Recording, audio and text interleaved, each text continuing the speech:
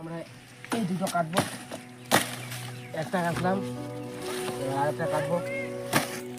দেখতে পাচ্ছি আমাদের কাটা হয়ে গেল। এবার আমরা এই দুটো খাবো, তারপর আমাদেরকে কোনো খাবার খুঁজতে হবে। এখন আমরা ঘরে দেখতে পাচ্ছেন আমরা ওখানে খাবার দেবো।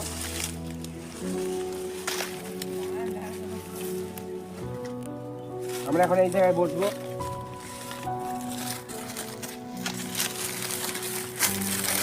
ঘরটা অতটা ভালো নেই, তা যদি আপনাদেরকে ভালো লেগে থাকে অবশ্যই লাইক করুন এবং সাবস্ক্রাইবটি করতে ভুলবেন না।